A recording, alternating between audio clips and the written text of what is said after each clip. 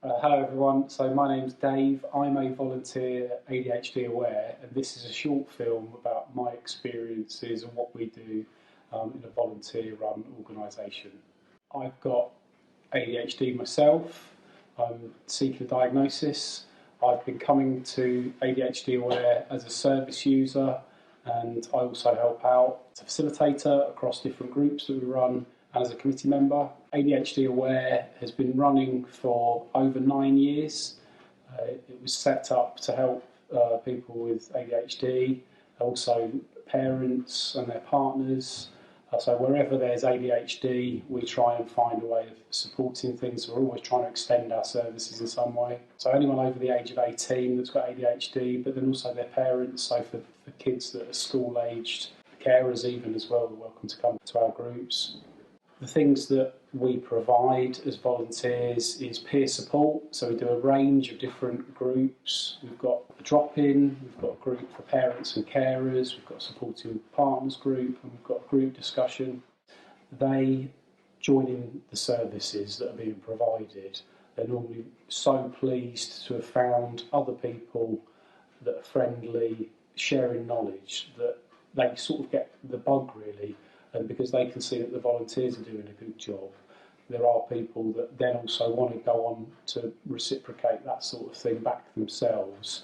Obviously, if they've got ADHD, when they're contributing to what we do. We do have sometimes parents, we do have professionals that are working as volunteers from the helping professions, and then students. Some of the pros and cons of volunteering. Cons really are that sometimes because there's such a high demand, because we help people across Sussex and beyond, and even outside the UK, people are coming to us in crisis on email, or they're presenting sometimes difficult issues that they're struggling with. That could lead to burnout. The reason I say could is because we've got quite a good way of sort of supporting that in-house, if you will. It can be hard to say no when we're getting lots of demand, and I think again because of lockdown, Zoom's getting very, very popular, and that's becoming like the new norm.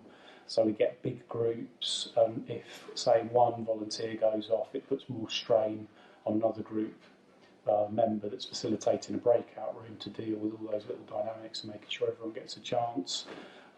It's sometimes not always fair to rely on volunteers. They've got their own lives, particularly because with our ADHD, one of the things with ADHD is doing a lot, being very busy, that can lead to exhaustion and sometimes not prioritising the important things in their life if they're getting caught up chasing the shiny, joyful thing of volunteering.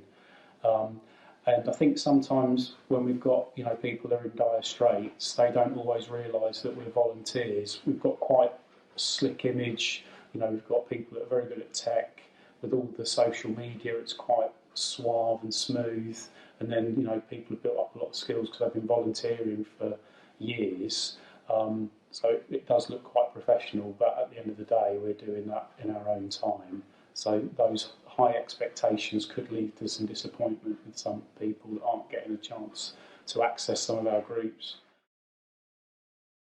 Obviously, the positives and the pros of being a volunteer. It's just a lovely team, really. We have a good laugh. It's very supportive and very kind. I've got friendships out of that. It's very positive. For me personally, I can talk to people easily now about ADHD, and then when people are sort of lost and a bit confused about their experience of an ADHD, I can sort of use that knowledge that I've built up to help them unpack things and where they can identify their similarities. So that's been fabulous for me in an untold way. Obviously, I've got lots of new skills, get to meet loads of people, so through lockdown where people were maybe not having the usual socialising chances and opportunities, the volunteers were getting to meet loads of people. We were all in contact on WhatsApp and having, our committee meetings and things like that. So it was business as usual, but we got a lot out of that. People who are sort of neurodiverse and maybe feel a bit condemned with, being too much for people, maybe quite impulsive, a bit blurty and loud.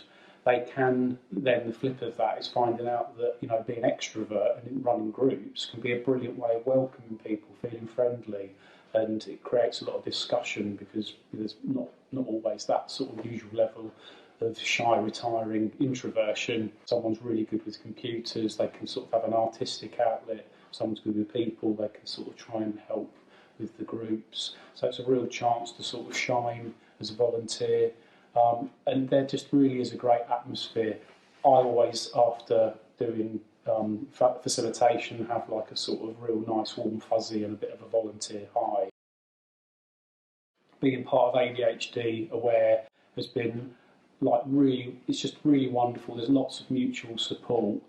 It's the sort of thing really, when you do enjoy peer support, you wonder why there's not more of this out there actually. It's definitely boosted my confidence. It's helped with overcoming isolation. It's introduced me to new ideas and new knowledge and resources that are out there. And yeah, it's just been a great experience really. So yeah, thanks ADHD Aware.